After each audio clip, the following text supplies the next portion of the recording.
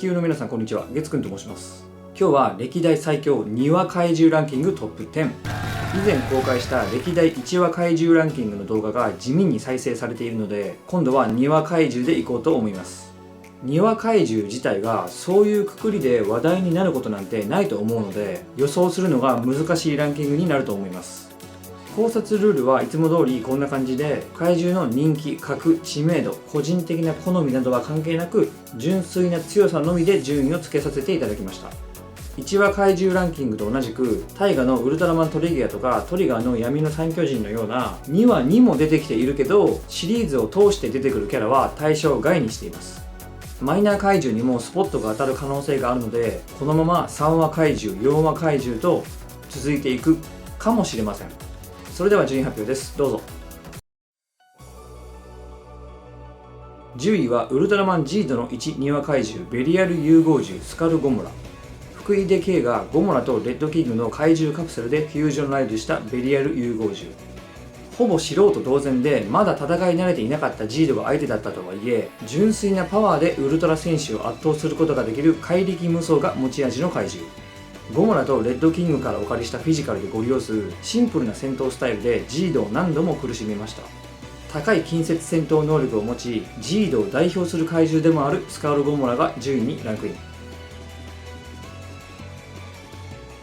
9位はウルトラマンネオスの2話怪獣濃紺宇宙人ザム星人。もともと悪い宇宙人ではないんですけど、実験に失敗して我を失ったためにネオスと戦うことになった個体。目から発する光線や地面を走る破壊弾が武器で、近接戦闘でもネオスとほぼ互角にやり合える実力。宇宙人なので俊敏性や知能も高水準でバランスがいい総合力を持っています。この後地球人やネオスとの関係性がややこしくなったザム星人が9位にランクイン。8位はウルトラマン X の2話怪獣火山怪鳥バード X 個体。もはやおなじみの強豪怪獣ですが、火球や毒攻撃、強力なくちばし攻撃は健在で、それらを武器に X を苦しめました。それに加えてこの個体は首を180度回転させて視覚からの攻撃に対応したり、地中から攻撃したり、これまでにない特徴も併せ持っていました。ゴモラアーマー初登場のきっかけになったバードン X 個体が8位にランクイン。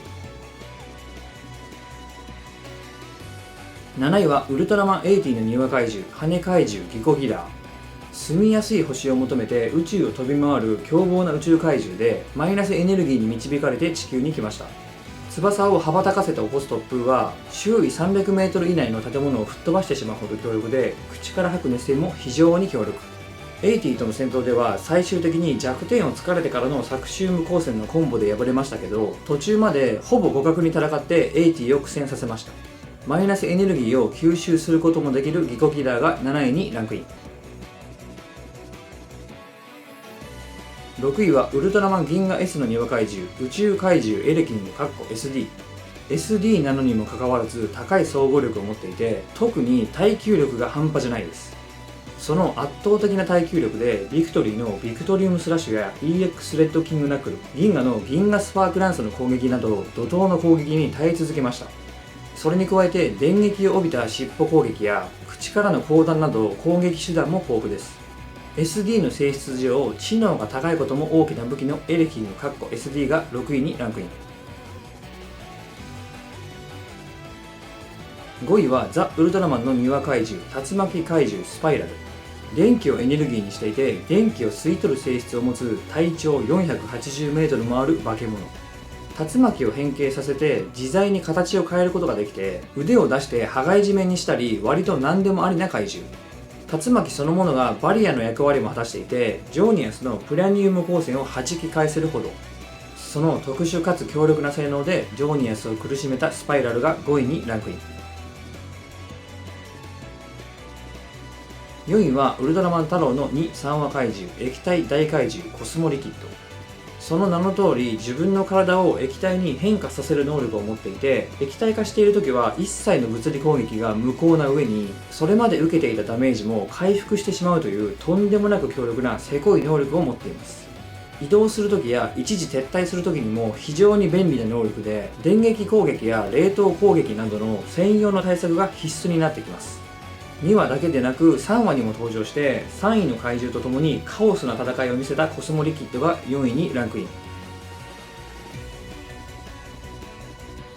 3位はウルトラマン太郎の2、3話怪獣、再生怪獣、ライブキング。何でも食べる食欲旺盛な怪獣で、たくさん食べて寝れば満足というクソデブ思考の怪獣。優しそうな見た目でずっと笑い続けていることに圧倒的狂気を感じる怪獣なんですけど、強さは本物。4位のコスモリキッドの攻撃を受けてもただ笑っているだけで済む防御力。太郎の腕を一撃でへし折る怪力。口から火炎放射を吐くこともできます。それに加えてその名の通り再生能力まで持っていて、ストリウム光線で破壊されても再生できるほどの性能です。強くてキャラが濃すぎるライブキングが3位にランクイン。2位はウルトラマンレオの1、2話怪獣、双子怪獣、ブラックギラス&レッドギラス。トラウマ多数の悪名高いウルトラセブン足ボキボキ事件の実行犯です。2人で仲良く抱き合って出すギラススピンという技が非常に強力で、セブンのアイスラッカーを弾き飛ばすほどの防御力を保ちつつ、そのまま攻撃することもできる攻防一体の完璧な技です。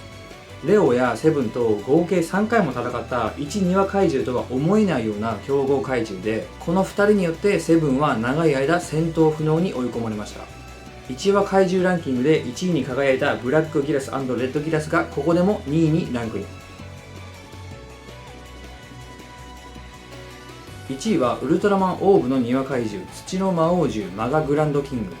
土を司る魔王獣で2話に登場してはいけないほどの圧倒的な強さを誇っています。近距離では両腕の鍵爪とハサミを使っての攻撃、そしてオーブの打撃やスペリオン光線をもフル無視できるほどのカチカチの体でゴリ押し。遠距離では全身からエネルギーを放出して周囲のものを吹っ飛ばすマガ一閃や、とてつもない貫通力を誇るレーザー光線マガ閃光を連発してくるという圧倒的な総合力を誇ります。戦う場所が違っていたら2話時点でのオーブは敗北濃厚だったマガグランドキングが堂々の1位。はい、という結果でした。2話怪獣というくくりで怪獣のことを見たのを月くんも初めてだったので新鮮でした。皆さんいかがだったでしょうか。1位と2位は逆でも良かったのかなっていうのと、太郎の2話3話はやっぱりカオスですね。それでは最後までご視聴ありがとうございました。さよなら。